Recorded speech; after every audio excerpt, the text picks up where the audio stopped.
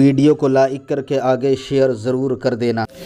اللہ تبارک و تعالیٰ اس کے متعلق مجھے حق کہنے اور آپ تمامی خواتین و حضرات کو حق سن کر اس پر عمل کرنے اور اسے عام کرنے کی توفیق عطا فرمائے۔ آج مجھے جو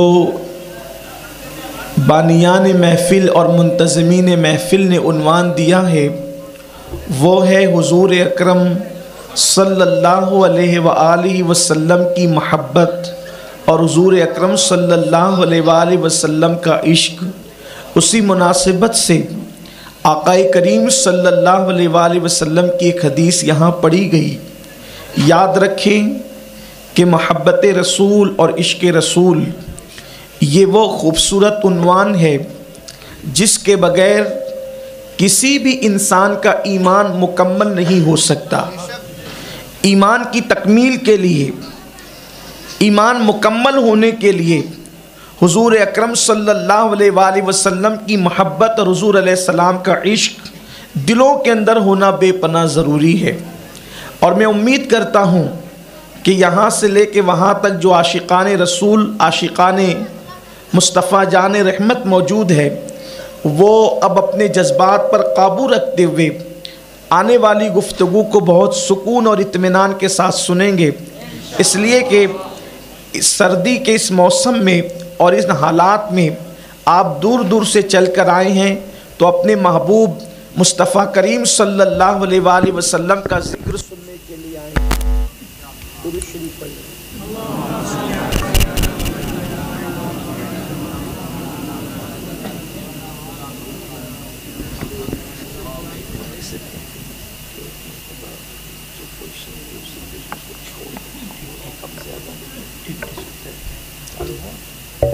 درود شریف پڑھ لیں آپ، بلند آواز سے درود شریف پڑھ لیں۔ اللہم صلی علی سیدنا مولانا محمد معدن الجود والکرم وآلہ واصحابہ وبارک وسلم صلاۃ و سلام علیک یا رسول اللہ صلی اللہ تعالی علیہ وسلم۔ مشینوں کا معاملہ ایسا ہی ہوتا ہے، تو کبھی بنتی ہے کبھی بگڑتی ہے، اس پہ ہمیں ناراض نہیں ہونا چاہیے۔ مشین کبھی بھی بگڑ سکتی ہے، مشین 1000 بار بگڑے کوئی نقصان نہیں، انسان ایک بار نہیں بگڑنا چاہیے۔ اس لیے کہ 1000 بار مشین بگڑے گی، انسان اگر سدھرا ہے تو مشین کو بنایا جا سکتا ہے، لیکن اگر انسان بگڑ گیا تو پھر کتنی مشینیں اچھی ہو اس سے کوئی کام چلنے والا نہیں ہے۔ اس لیے میں دعا کرتا ہوں کہ مشینیں بنتی بگڑتی رہے، ہمارے لیے کوئی مسئلہ نہیں ہے۔ اللہ اس امت کو بگڑنے سے بچا لے، اللہ ہم سب کے دلوں کو بگڑنے سے بچا لے۔ ایک مرتبہ سب مل کر بلند آواز سے پھر درود شریف پڑھ لیں۔ اللہم صلی علی سیدنا و مولانا محمد معدن الجود والکرم والہ الکرام و ابنہ الکریم و امتہ الکریمہ یا اکرم الاکرمین و بارک وسلم صلاۃ و سلام علیک یا رسول اللہ صلی اللہ تعالی علیہ وسلم۔ تو یہ وہ عنوان ہے جو عنوان پہلے دن سے لے کر آج تک اور آج سے لے کر قیامت تک امت مسلمہ اس عنوان کی بڑی اہمیت اور بڑی قدر کرتی ہے، اس لیے کہ انسان کے پاس کچھ ہو اور عشق مصطفیٰ صلی اللہ علیہ وآلہ وسلم نہ ہو تو وہ انسان بہت کچھ ہو سکتا ہے لیکن مومن نہیں ہو سکتا۔ امت مسلمہ کی کامیابی کا راز عشق مصطفیٰ صلی اللہ علیہ وآلہ وسلم ہے۔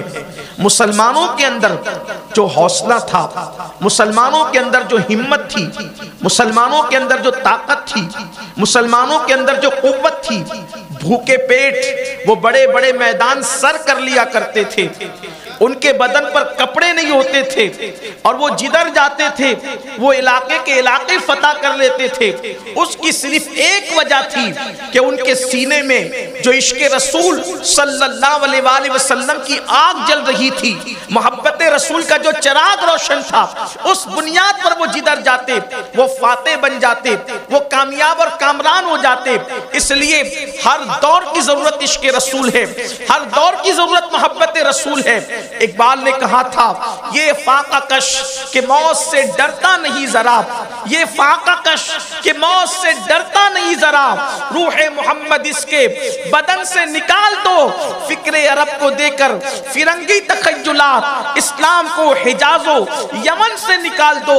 دنیا میں جتنی قوموں نے ترقی کی ہے اس کی سب سے بنیادی وجہ محبت رسول ہے، عشق رسول ہے۔ میرے پیارے آقا صلی اللہ علیہ وسلم کے پیارے دیوانوں اور صحابہ کرام کو اس کا احساس تھا، صحابہ کرام بار بار اس کا اظہار کرتے تھے کہ ہمیں جو کچھ بھی ملا ہے محبت رسول کی وجہ سے، عشق رسول کی وجہ سے۔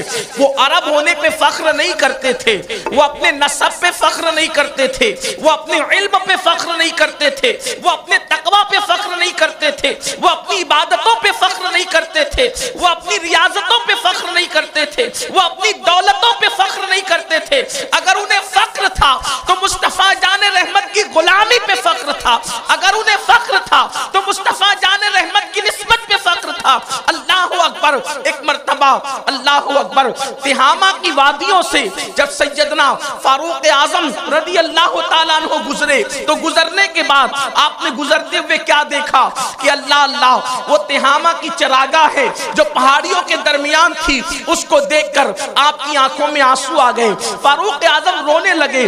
روتے ہوئے لوگوں نے پوچھا امیر المومنین تہامہ کی وادیوں کو دیکھ کر رونے کی وجہ کیا ہے؟ تو فاروق اعظم فرماتے ہیں کہ مجھے اپنا وہ دور یاد آ گیا ہے، اپنا ماضی کا زمانہ یاد آ گیا ہے۔ اللہ اکبر۔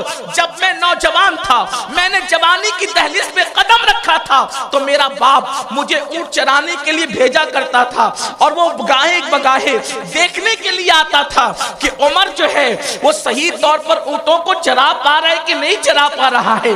ایک مرتبہ میرے باپ نے مجھے کہا کہ عمر ایک کام کرو، چند اونٹوں کو ایک قطار میں لا کر کے کھڑا کر دو۔ تو فاروق اعظم فرماتے ہیں میں نے اپنا ایک اونٹ پکڑا اور اس کو کھڑا کر دیا، اور اس کے بعد جب دوسرا اونٹ پکڑنے کے لیے گیا اور اس کو پکڑ کے لایا تو پہلا اونٹ بھاگ گیا۔